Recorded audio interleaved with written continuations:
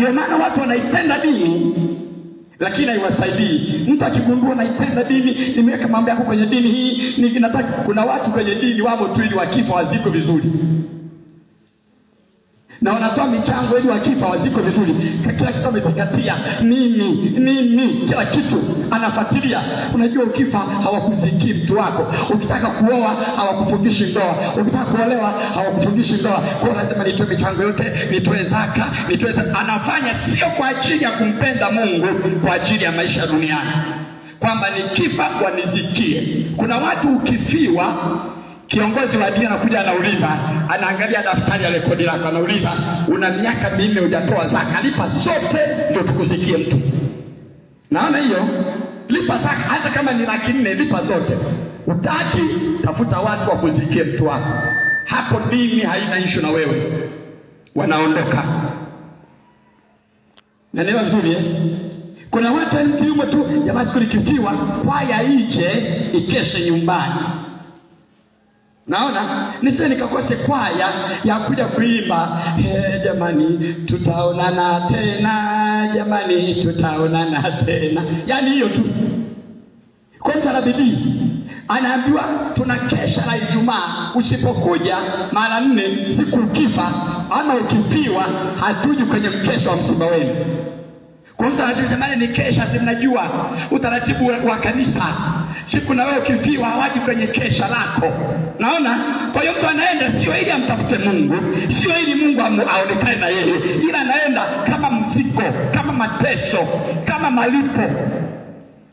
Kaya siku nikifiwa na mimi waje waimbe mbona tuziimbe tena, zali hivyo tupenda mbele, tonane milele, tonane bandarini kule.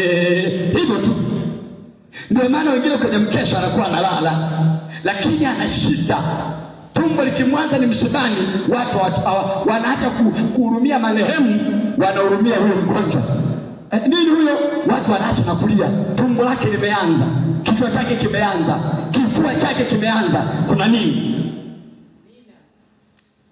Kama nampenda Bwana Yesu nisikie amen. Ndio maana mwana wa Adamu hakuja ili apate sifa. Naona mwana wa Adamu anasema nimekuja kutafuta na kuokoa kilichopotea. Unaona kuna watu wamepotea kabisa, yani wengine wamepotelea kwenye dini. Unajua kama watu wengi hawaelewi, like ungejua historia ya dini ungemtafuta Yesu. Usingehangaika na dini, usingehangaika na dini. Kama ni habari ya dini, mimi kwetu ziko dini za kujivunia. Kama ni dini za asili, upande wa mama yangu walikuwa ni Waislamu na babu zangu walikuwa ni mashehe, tena maadhihaji. Naona upande wa mama yangu, upande wa baba wa Katoliki, na baba yangu mwenyewe alikuwa ni mkoma katekista. Baba yangu mzazi wa kuni sana. Naona ningekuwa najivuna Mkatoliki mimi jamani, yani mtoto wa katekista. Naona jivuna kabisa yani. Lakini kwa nini tuko hapa? Kwa nini tumeacha yote hayo? Kwa nini nisingekaa kwenye Uislamu wako na mama nikasema mbona tunaje maneto Ramadhani? Kwa nini sikukaa huko? Kwa sababu kuna kitu nimekiona cha zaidi ndani ya Kristo. Kuna kitu cha zaidi ndani ya Yesu. Kuna kitu ndani ya Yesu zaidi ya dini. Kuna kitu ndani ya Yesu zaidi ya kusema mimi ni fulani, dini yetu ni fulani, dini ya mababu zangu, dini ya mababa, dini ni zaidi. Ndani ya Yesu ni zaidi. Kama unanielewa sema amen.